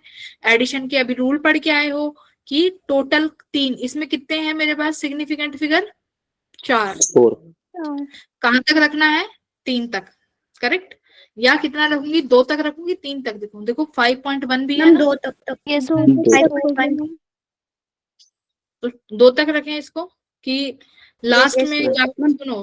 देखो लास्ट में जाके करते हैं इसको, अभी मत छेड़ो। क्यों? क्योंकि लास्ट में जो फाइनल वैल्यू आएगी ना तब कर देंगे, ठीक है? अभी मत छेड़ो। 5.096 आई है ना। अब सुनो, अब एब्सोल्यूट एरर क्या है, ठीक है? क्या है एब्सोल्यूट एरर? जो ये तुम्हारी ट्रू वैल्यू है, इस ट्रू वैल्यू में से ये जो वैल्यूज आई है ना, जो ये रीडिंग्स आई है, इनको माइनस करेंगे। ट्रू वैल्यूज माइनस, इन्हें क्या बोलूं मैं? ट्रू वैल्यूज माइनस इन एवरेज रीडिंग। नहीं, एवरेज तो ट्रू वैल्यू का नाम है। जो ये तुमने रीडिंग ली है ना 5, गिवन वैल्यू। गिवन नहीं है, तुमने खुद निकाली। ये जो 5 रीडिंग्स ली है ना बेटा, मेजर्ड वैल्यू। ऑब्जर्व की measured observed. Value. Yes, measured value किसी ने सही बोला, या मेजर्ड वैल्यू है ना। ट्रू वैल्यू में से मेजर्ड वैल्यू जब माइनस करेंगे तो क्या मिलेगा? तब मिलेगा एब्सोल्यूट एरर। Got it? फिर एक आता है mean absolute error. Mean absolute error. तो मीन एब्सोल्यूट एरर क्या होगा? तो 5 मिलेंगी एब्सोल्यूट एरर। इस 5096 को 5 बार घटाओगे, किस में से? पहली रीडिंग में से, फिर दूसरी में से, फिर तीसरी में से। मान लो पहली में मिला मुझे x1, दूसरे में मिला मुझे -x2, तीसरे में मिला x3, चौथे में मिला x4, पांचवे में मिला x5, ठीक है? सेकंड में माइनस मिला है। अब मीन एब्सोल्यूट एरर कैसे करेंगे? सबका ऐड करूंगी। मीन ले लेंगे मैम मैग्नीट्यूड का। x1, अब देखो x2 भले ही नेगेटिव आया है, सबका क्या लेना है? मीन ले, मैग्नीट्यूड सबका मीन ले लेंगे। बात सुनो, कुछ वैल्यू नेगेटिव भी आएंगी बट उनका भी क्या लेंगे? प्लस लेंगे, क्योंकि साइन ही मीन है। तो plus x2 plus x3 plus x3 plus x4 plus x5 divided by 5। तो ये क्या हुई? Mean absolute error. कुछ पल्ले पड़ा? एब्सोल्यूट एरर क्या है? Mean Yes, absolute ma'am. Error क्या है? तो याद रखना, कई बार नेगेटिव वैल्यूज भी आएंगी बट मीन निकालते वक्त उन नेगेटिव का कोई ध्यान नहीं देना है, ठीक है? अब जब लास्ट में तुम मीन एब्सोल्यूट एरर निकालो तो उसके बाद राउंड ऑफ कर देना, ठीक है? पहले मत करना, लास्ट में कर देना। Got it? सही है? Yes ma'am Yes. फिर ये मीन एब्सोल्यूट एरर हो गई। उसके बाद क्या होती है अपनी? Relative. Relative error. Relative error कैसे निकालोगे? Absolute error, mean absolute error upon true value. हाँ, रिलेटिव एरर का फॉर्मूला क्या है? देखो, एब्सोल्यूट एरर, ये भी निकाली ना एब्सोल्यूट एरर ऊपर, ये मीन वाली नहीं, जो मीन से ऊपर निकाली है एब्सोल्यूट एरर, ठीक है? तो absolute upon actual value, right? Yes ma'am clear? खत्म। जैसे ग्रेविटी की तुम्हें ग्रेविटी की वैल्यू दे दी, तुम्हें ग्रेविटी की वैल्यू दी कि 9.6 मीटर पर सेकेंड आ रही है। एक्चुअल में कितनी होती है? 9.8 मीटर पर सेकेंड। तो रिलेटिव एरर कितना आ जाएगा? तुम एब्सोल्यूट वैल्यू लिखोगे कितना? 9.6 एक्चुअल कितनी है 9.8 मल्टीप्लाई बाय 100 आ जाएगा। एब्सोल्यूट रिलेटिव एरर कितना है, इस तरीके से रिलेटिव एरर निकाला जाता है। ठीक है, बोलो मैम हर मेजर्ड वैल्यू को अलग अलग आएगी ना? क्या? हाँ, अगर देखो मैंने तो तुम्हें 5 केस लेके बताए हैं, ऐसा नहीं होगा, तुम्हें एक ही बार मिलेगा। ठीक है, तो एक ही बार जैसे वैल्यू है तो true value minus measured value, वही एब्सोल्यूट एरर है। ठीक है, ये हो गई ना true value minus measured value, yes ma'am. Absolute true में से मेजर्ड डिवाइडेड बाय फिर से ट्रू वैल्यू, भाई यही होगी ना रिलेटिव एरर। देखो यहाँ गलत हो गया, रिलेटिव एरर क्या था, absolute value upon true value, correct. Yes ma'am. Absolute का फॉर्मूला क्या था, एब्सोल्यूट एरर का फॉर्मूला क्या था, बोलो। ट्रू वैल्यू में से क्या माइनस की थी, observe observed value. Measured value या ऑब्जर्व्ड वैल्यू जो भी है, yes ma'am. Divided by true value. ठीक है, ये हो गई रिलेटिव एरर। मल्टीप्लाई 100 कर दो तो क्या बन जाएगी, परसेंटेज एरर, खत्म। ठीक है जी, तो एब्सोल्यूट एरर का फॉर्मूला Yes, देखो, ट्रू वैल्यू में से ऑब्जर्व घटाएंगे फिर ट्रू वैल्यू मिलेगी। इतना समझ में आ गया कि नहीं आया? यस। बहुत अच्छे।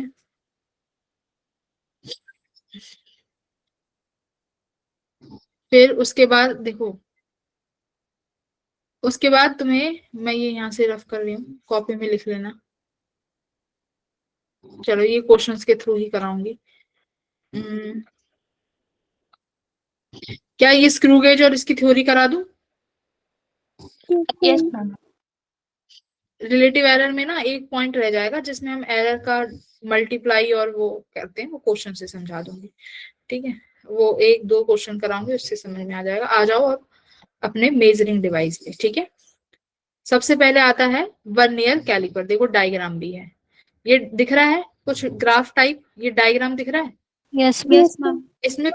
इसमें यहाँ एक बॉल रखी हुई है, इस बॉल का डायामीटर मेजर कर रहे हैं हम लोग। तुम्हें यहाँ पर दो तरीके के स्केल भी दिख रहे होंगे। कौन से दो स्केल दिख रहे हैं, ये बीच में से स्केल टूट क्यों गया इनका? नहीं मैम, वो एक असली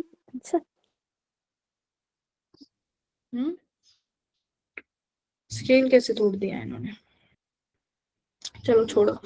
इसके जो ये नीचे जो स्केल होगा ये होगा मेन स्केल, और जो ये ऊपर जो स्केल दिख रहा है इसे हम बोलते हैं वर्नियर स्केल। ठीक है, अब जैसे जैसे बीच में और होंगे। हाँ मैम वो हाँ थोड़ा नहीं, उसके बीच में और होंगे, इसलिए हम ज्यादा लंबा नहीं बना सकते। हाँ, इसलिए हमने, ठीक है समझ गई, इसके बीच वाली रीडिंग्स खा गया ये, है ना, 15 तक लगा दिया इसने। तो अब देखो जैसे ही कुछ बड़ा वाला ऑब्जेक्ट रखोगे तो ये वाला जो पट्टी है ये पीछे जाती चली जाएगी ना, तो जैसे ये पट्टी पीछे जाती चली जाएगी मेन स्केल दिखना शुरू हो जाएगा, करेक्ट, और वर्नियर स्केल Yes, ma'am. पीछे जाता जाएगा। भाई जितना बड़ा ऑब्जेक्ट लगाओगे तो वर्नियर स्केल ऐसे पकड़ के पीछे खींचोगे तो मेन स्केल जो इसके नीचे है वो दिखना शुरू हो जाएगा। तो ये मेन स्केल और ये वर्नियर स्केल। अब मेन स्केल के पास खुद की एक क्या होगी, मेन स्केल के पास खुद का एक लीस्ट काउंट होता है। ठीक है, मेन स्केल जो है वर्नियर स्केल से बड़ा होता है, यानी वर्नियर स्केल छोटा होगा, समझाया था। लीस्ट काउंट का फॉर्मूला क्या होता है, मेन स्केल डिवीजन में से एक वर्नियर स्केल की डिवीजन घटानी पड़ती है, वही क्या बनता है, इस स्केल का लीस्ट काउंट। बोलो समझ आया? Yes ma'am. क्या समझ आया? जो लीस्ट मैम काउंट 1 होती है MSD में वो से 1 one BSD main scale division minus 1 vernier scale division. हाँ, ये फॉर्मूला लिखो, वर्नियर स्केल के लीस्ट काउंट का 1 MSD में से 1 VSD घटाएंगे। मेन स्केल की डिवीजन हमेशा वर्नियर स्केल की डिवीजन से बड़ी होगी। एक डिवीजन क्या होता है, एक डिवीजन का मतलब होता है लीस्ट काउंट, एक डिवीजन का मतलब होता है स्मॉलेस्ट डिस्टेंस मेजर्ड। ठीक है, आ जाओ, उस दिन समझाया था भाई, अब नहीं दोबारा Yes, समझाऊंगी डिवीजन का यस मतलब। मैम। अब देखो जैसे सवाल दिया हुआ है, एक वर्नियर स्केल है जिसके 10 पार्ट्स हैं, which are equal to 9 parts, मतलब वर्नियर स्केल का 10 डैश डैश डैश ऐसी डैश डैश, गलत मत समझना, ये वाला, ये वर्नियर स्केल के ऐसे 10 डैश पार्ट किसके बराबर है? 9 पार्ट ऑफ मेन स्केल, यानी 10 VSD किसके बराबर हुई? 9 MSD के बराबर। तो फॉर्मूला क्या होता है? एक MSD में से क्या घटाना होगा? 1 VSD घटाना होगा। 1 MSD एज इट इज हमेशा VSD ही लिखते हैं, तो VSD कितना हो जाएगा? 9/10 MSD। मेन स्केल डिवीजन हमेशा मिलेगा कि एक मेन स्केल डिवीजन में कितने वैल्यू है। तो देखो क्या दिया हुआ है, each path equals to 1 mm, है ना, each path equals to 1 mm। इसका मतलब एक मेन स्केल डिवीजन की वैल्यू कितनी है? 1 mm है। समझ आ गया जी? तो आप सवाल कर लोगे, हो जाएगा। Yes ma'am. मेन स्केल की डिवीजन गिवन होगी, ऑलवेज मेन स्केल की डिवीजन गिवन होगी। अब बात आई कि मैम मान लो तुमसे सवाल में कह दें कि जो ये इसके बीच में जो ये बॉल लगाई हुई है, इसकी डायामीटर निकालो, मेजर करो डायामीटर।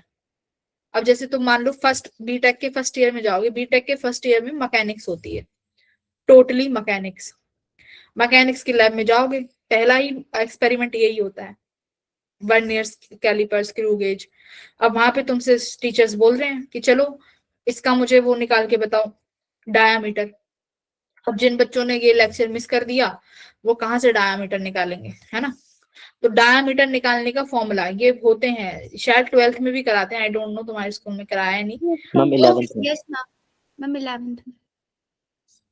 हाँ, तो रीडिंग का फॉर्मूला, रीडिंग कैसे निकाली जाती है? रीडिंग निकालने का तरीका है, सुनो, मेन स्केल रीडिंग। क्यों? जैसे तुमने इसमें बॉल लगाई, बॉल लगाने के बाद वर्नियर स्केल पीछे जाएगा, लीस्ट काउंट मेन स्केल दिखना शुरू हो जाएगा। तो मेन स्केल की कितनी रीडिंग दिखी वो लिखेंगे। बोलो, मेन स्केल की रीडिंग लिखोगे, प्लस क्या लिखोगे? लीस्ट काउंट लिखोगे, मल्टीप्लाई क्या लिखोगे? Best match. ये बेस्ट मैच क्या है? ये बेस्ट मैच है कौन सी रीडिंग वर्नियर स्केल की मेजर मेन स्केल के साथ बेस्ट मैच करेगी। भाई दो है ना, ये मेरा मेन स्केल है और इसी पे ही देखो, इधर आओ, इधर आओ, देखो ये जो अभी तुमने बॉल लगाई है इसमें मेन स्केल कितना दिख रहा है? मेन स्केल कितना दिख रहा है? देखो 1.1, ये एक है, इसके बाद 1.1 तक दिखा ना मेन स्केल। देखो मेन स्केल की रीडिंग Yes, ma'am. 1.1 तक मुझे दिखा, यानी 1.1 mm हो गई ना भाई। कितना था? एक डिवीजन, सुनो, एक डिवीजन 1 mm था, ठीक है। तो ये एक डिवीजन 1 mm हुआ। तो इस तरीके से हमने लिखा, ठीक है। तो अभी मेरे पास जो नंबर ऑफ पॉइंट आए हैं वो इतने आए हैं, अभी लिखेंगे उसको, ठीक है। ओके, अब देखो जो तुम्हारा वर्नियर स्केल जो आ रहा है वो 2 से लेके 4 के बीच में, ये रहा वर्नियर स्केल। ये लो, ये देखो नीचे वाली, ये नीचे दिख रहा है छोटा छोटा, देखो ये देखो, यस मैम। ये है वर्नियर स्केल। इस वर्नियर स्केल पे भी नंबर्स लिखे होते हैं जो यहाँ मिसिंग है, ठीक है। फिर इसमें हम देखते हैं कि वर्नियर स्केल की कौन सी रीडिंग है जो मेन स्केल के साथ बेस्ट मैच कर रही है। ये वाला तुम्हारा 2 3 4 जो लिखा हुआ है ये है मेन स्केल, और जो ये नीचे नीचे छोटे छोटे दिख रहे हैं ये है तुम्हारा vernier scale.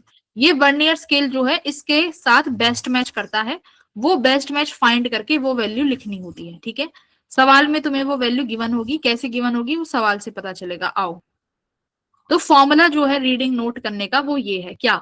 Main scale reading plus least count multiply best match. ये फॉर्मूला याद रखना है कल तक। बोलो, फॉर्मूला याद रहेगा? Yes best ma'am. मैच समझ में आया? Vernier scale reading coincide with main scale reading. Vernier scale main scale के साथ कोइंसाइड करेगा, वो वाला बेस्ट मैच यहाँ लिखेंगे। ये फॉर्मूला रटा होना चाहिए। उसके बाद देखो कई बार क्या होता है, जो अपना वर्नियर स्केल है इसको सुन के ही जाना, कल मैं क्वेश्चन ही कराऊंगी। जीरो स्केल, अब क्या होता है कई बार हमारे स्केल में आ जाती है एरर, ठीक है।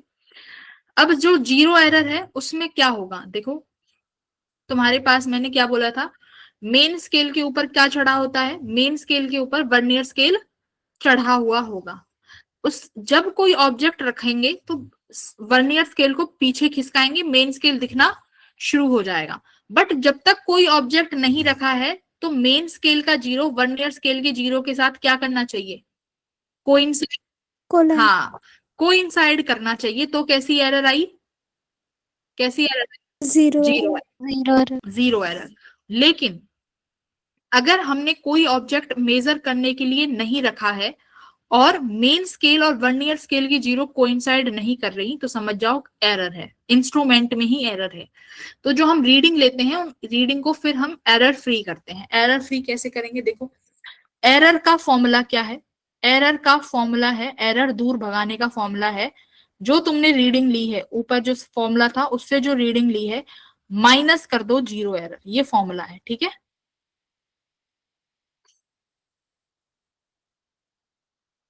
देखो रेक्टिफिकेशन का फॉर्मूला सीखो। रीडिंग में से क्या माइनस करना है? एरर। Zero error. रीडिंग में से हम 0 एरर माइनस करेंगे। अब बात आई कि मैम 0 एरर कैसे निकालेंगे। अब देखो 0 एरर होती दो तरीके की है, पहली और दूसरी। पहली एरर देखो, पहली एरर क्या है? अगर पॉजिटिव। अब मैं तुम्हें इसको एक्सिस से लेके सिखाऊंगी, ठीक है। मेरे पास ये होती है प्लस वाई एक्सिस और नीचे होती है माइनस वाई, इधर होती है प्लस एक्स और इधर माइनस एक्स, ठीक है। पहले दोनों का 0 इधर था अगर एरर नहीं थी तो, ठीक है। अब देखो यहां पर ये तुम्हारा जो वर्नियर स्केल है इसका 0 कहां चला गया? On the plus axis side. कहां चला गया? प्लस एक्सिस की यस मैम। तरफ चला गया ना। मान लो मेरा ये 0 है भाई, ये मेरा ओरिजिन है। मेरा वर्नियर स्केल का 0 किधर की तरफ खिसका?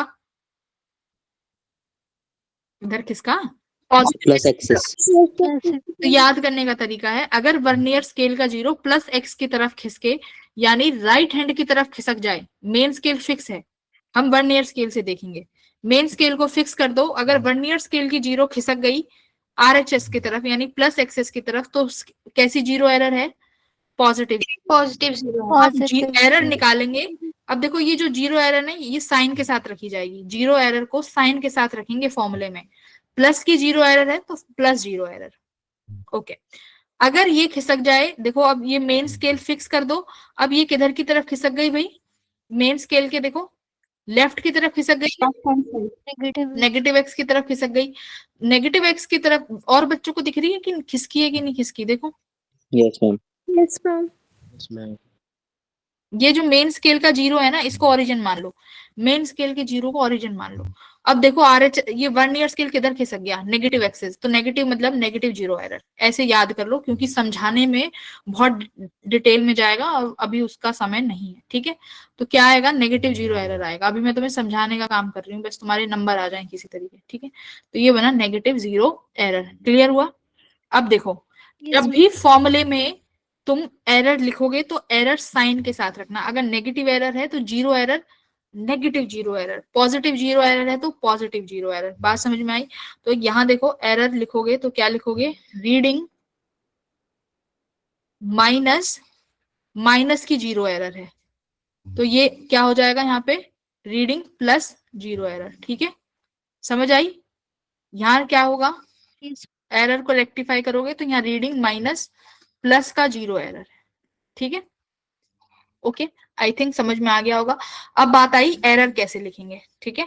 एरर का फॉर्मूला क्या है? Total number of vernier scale division minus vernier scale coinciding multiply least count.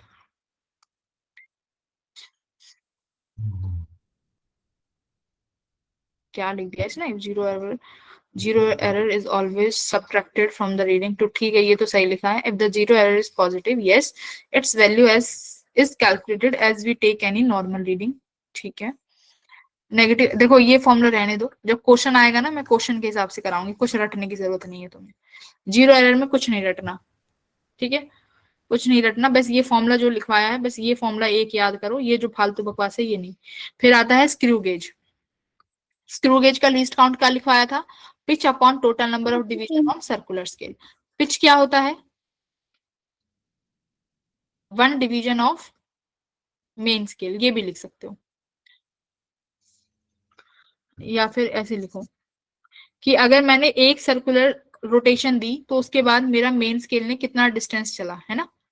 पूरी एक स्केल को पूरी एक रोटेशन देने के बाद मेरी मेन स्केल कितनी चल गई, ठीक है, राइट। मेन स्केल कितना चला उसे हम बोलते हैं लीस्ट गेज। ये रहा, क्या लिखा है, the distance moved by the spindle of A screw gauge for each turn is 1 mm। तो ये 1 mm क्या है मुझे बताओ। The distance moved by spindle, ये स्पिंडल वाला भी जो है, यानी जो ये तुम्हारी स्पिंडल है ना, ये भी जब एक कंप्लीट रोटेशन होगा, ये कंप्लीट रोटेशन होने के बाद ये स्पिंडल भी उतनी ही चलेगी जितना मेन स्केल चला है, ठीक है। या तो तुम्हें स्पिंडल के टर्म में आंसर दे दें या मेन स्केल के टर्म में दे दें, तो याद रखना ये किसके बराबर होता है, ये 1 पिच के बराबर ही है, ठीक है। Yes ma'am. कि जो डिस्टेंस मूव्ड बाय स्पिंडल है या distance moved by main scale है इन 1 complete rotation is 1 pitch. Got it, very good. Yes ma'am. अब देखो, अब यहाँ भी 0 एरर है, यहाँ भी 0 एरर है। अब ये स्क्रू गेज है, स्क्रू गेज में क्या होगा, यहाँ पर ये इस तरीके का मेन स्केल होता है और ये सर्कुलर स्केल इस तरीके से चढ़ा हुआ होता है इसके ऊपर। आ जाओ, अगर मेरे पास कोई 0 एरर नहीं है तो दोनों की 0 एक साथ कोइंसाइड करेंगे, लेकिन अगर 0 एरर है तो सबसे पहले नेगेटिव 0 एरर, ठीक है। अगर नेगेटिव 0 एरर है तो देखो ये 2 0 दिख रहे हैं, 2 0 दिखे जो मैंने अभी टिक करे हैं। Yes ma'am. यस हाँ, मैम। तो अगर मेरे पास 0 एरर होगा तो ये दोनों जीरोस क्या करेंगे, अगर मेरे पास कोई 0 एरर नहीं है तो ये दोनों कोइंसाइड करेंगी मेन स्केल की और सर्कुलर स्केल की, करेक्ट। नेगेटिव 0 एरर में क्या होगा, नेगेटिव 0 एरर में ये इस तरीके से दिखाई देंगी कि ये मेरी सर्कुलर स्केल है और ये मेरा मेन स्केल है। तो मेन स्केल को क्या पकड़ लो, मेन स्केल को रेफरेंस लाइन, है ना, वहां पे भी मेन स्केल को रेफरेंस लाइन पकड़ा था, ओरिजिन। देखो ध्यान से सुनो, ये मेन स्केल ऐसा होगा ना सीधा, भाई मेन स्केल सीधा होगा ना ऐसे, और इस Yes. तरीके से होगा तुम्हारा सर्कुलर स्केल, ठीक है। डायग्राम बना रही हूँ अलग से। तो ये मेन स्केल की 0 है, ये सर्कुलर स्केल की 0 चली गई ऊपर, तो मेन स्केल की 0 को क्या पकड़ना है, ओरिजिन। ऊपर की तरफ कौन सा एक्सिस होता है मुझे बताओ, पॉजिटिव वाई एक्सिस। हाँ, नीचे की तरफ माइनस वाई एक्सिस। Negative. तो देखो बेटा यहाँ पर थोड़ा उल्टा हो जाएगा, सर्कुलर में, सर्कुलर स्केल में तुम्हारा सर्कुलर स्केल का 0 प्लस वाई की तरफ गया, तो प्लस वाई की तरफ गया तो कौन सा एरर हुआ, ये नेगेटिव। Negative. देखो ये याद रखना, उस वाले में क्या था, उस वाले में वर्नियर स्केल में जिसकी तरफ तुम्हारा 0 जाएगा वही पॉजिटिव वही नेगेटिव, इधर स्क्रू गेज में उल्टा। तो याद रखना स्क्रू गेज में उल्टा होगा। सर्कुलर स्केल का 0 ऊपर की तरफ मूव करा, ऊपर की तरफ मूव करा यानी नेगेटिव एरर। स्क्रू गेज का 0 ये रहा, नेगेटिव वाले में देखो, पॉजिटिव वाले में स्क्रू गेज का 0 कहाँ मूव करा, नीचे, यानी माइनस वाई एक्सिस। तो ये कौन सी 0 हो गई, कौन सी एरर हुई, प्लस, ठीक है। ये कौन सी एरर हुई, पॉजिटिव एरर। बोलो हेलो एवरीवन, क्लियर हुआ। Yes Yes, ma'am. ma'am. Yes ma'am. तो रेफरेंस लाइन मेन स्केल को पकड़ लो, अगर एक्स वाई एक्सिस से याद रखना है कि कब 0 है कब माइनस है। फॉर्मूला वही है 0 एरर का, क्या, रीडिंग में से 0 एरर माइनस करेंगे, 0 एरर पॉजिटिव है तो पॉजिटिव साइन के साथ लिखेंगे, 0 एरर नेगेटिव है तो नेगेटिव साइन के साथ लिखेंगे। 0 एरर को साइन के साथ लिखना है, ठीक है। तो एक बार ये शॉर्ट नोट्स हैं, ये शॉर्ट नोट्स डिटेल में पढ़ के आना, बाकी मेरे पास हर चैप्टर के डिटेल में इसी तरीके से हैं शॉर्ट नोट्स, ठीक है। मैम ये स्पैरोमीटर है क्या सिलेबस में? कहाँ है स्फेरोमीटर, कहाँ दिख गया स्फेरोमीटर, कहाँ है बेटा, अभी नहीं पढ़ोगे स्फेरोमीटर, स्फेरोमीटर ग्रेजुएशन में ही आएगा, ठीक है। तो ये तुम्हारा है आज का टॉपिक। पहले ये नोट्स रिवाइज करना, नोट्स के बाद कल सवाल लगाएंगे। बाकी आज भी दूंगी 15 सवाल लगाने के लिए यूनिट एंड डायमेंशंस के, तो लगा के आओगे 15 सवाल, Yes, ma'am. Yes ma'am. Yes ma'am. ठीक है। तो मैं तुम्हें क्वेश्चंस दूंगी, वही क्वेश्चंस लगाने हैं। मैं अभी बैठ के तुम्हारा बना देती हूँ असाइनमेंट, तो वो असाइनमेंट सॉल्व कर लेना, ठीक है। Okay then, bye everyone. एक Bye. देखो, एक पढ़ा दिया तो 10 डायमेंशन। कल सवाल लगा देंगे।